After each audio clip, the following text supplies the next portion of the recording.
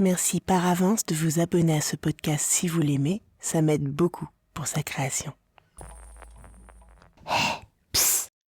Dany Laferrière, écrivain haïtien et membre de l'Académie française, a écrit « Il y a des graines que le vent aime semer ailleurs.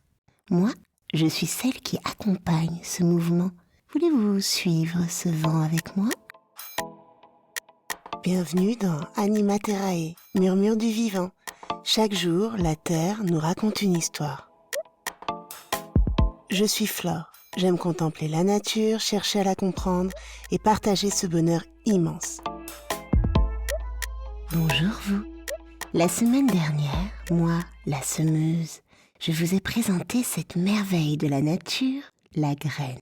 Et si je suis votre narratrice, c'est que depuis longtemps, je suis présentée comme une figure de la terre nourricière, héritière de Déméter et de Cérès. J'apparais suite à une commande à Oscar Rotti, graveur, d'abord pour une médaille de récompense du ministère de l'Agriculture en 1887.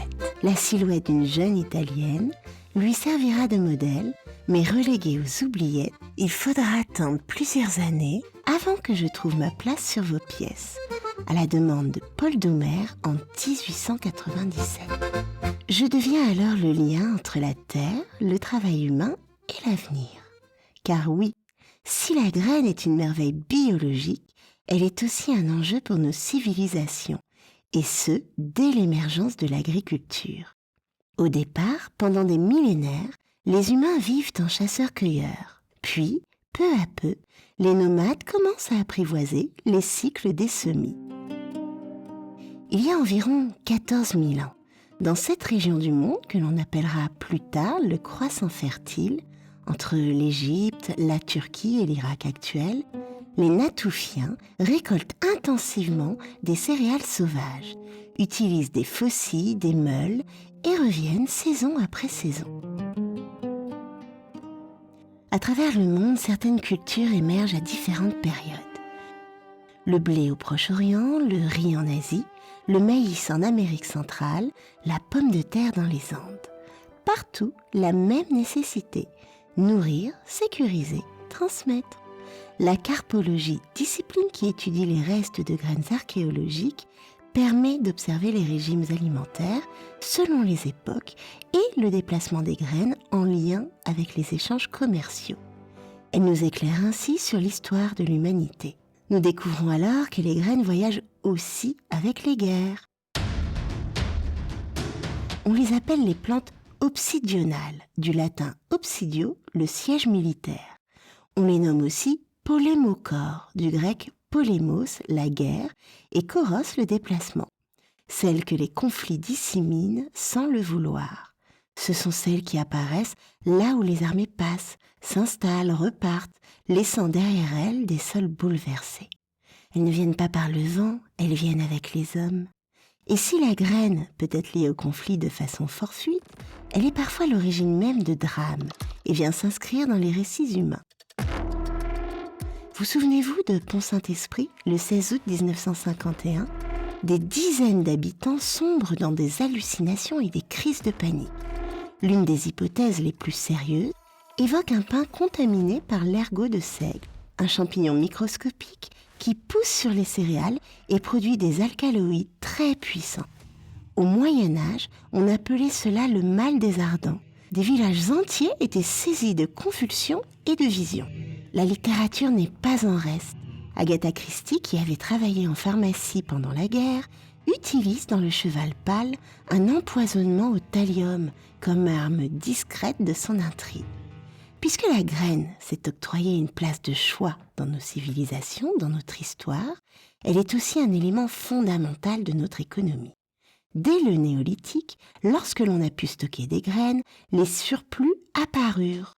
Elles deviennent ainsi objet d'échange, de négociation, parfois de dépendance. Vous l'aviez pressenti avec mon portrait en début de l'épisode, n'est-ce pas ? Et l'expression « avoir du blé » prend tout son sens. Aujourd'hui encore, les céréales sont ce que l'on appelle des matières premières agricoles. Elles sont échangées sur des marchés mondiaux sous forme de contrats sur les récoltes futures. Leur prix fluctue selon les sécheresses, les guerres, les rendements, les stocks, parfois même avant que les graines ne soient semées. La graine est donc une richesse. La protéger est une question de survie pour notre espèce. Par conséquent, au XXe siècle, le botaniste russe Nikolai Vavilov comprend le danger de cultiver partout les mêmes variétés. Il parcourt le monde pour collecter des milliers de graines, convaincu que la diversité est une assurance pour le futur. Pendant le siège de Leningrad, ses collègues protègent ces semences au prix de leur vie. Vavilov, lui, triste sort, meurt de faim en prison en 1943. Aujourd'hui, cette idée se prolonge dans des réserves de graines sur tous les continents. La plus connue se trouve au Svalbard, dans l'Arctique.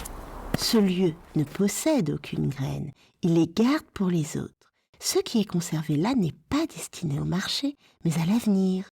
Des variétés anciennes, libres, génétiquement diverses. En cas de crise climatique, de guerre, de catastrophe agricole, ce sont ces graines libres qui permettraient de reconstruire des cultures adaptées. Mais en parallèle, d'autres graines suivent un chemin très différent. Brevets, standardisation, dépendance économique, comme celle développée autrefois par Monsanto, aujourd'hui intégrée au groupe Bayer.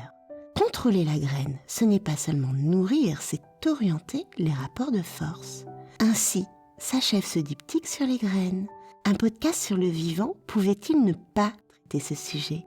La graine est une mise en lumière de l'ingéniosité du vivant, s'adaptant sans cesse sous réserve qu'on lui en laisse le temps. Ce temps sur lequel la nature ne transige jamais. En protégeant cette richesse, à nous de choisir si nous préférons semer la discorde ou soutenir notre équilibre. Dans le prochain épisode, nous irons découvrir un organisme bien étrange qui devrait lui aussi faire germer votre curiosité. Le blob. Ça ne vous dit rien ? Parfait, ça n'en sera que plus intéressant. Merci d'avoir écouté Anima Terrae, murmure du vivant. Et souvenez-vous, gardez les yeux grands ouverts sur la beauté simple du monde qui nous entoure.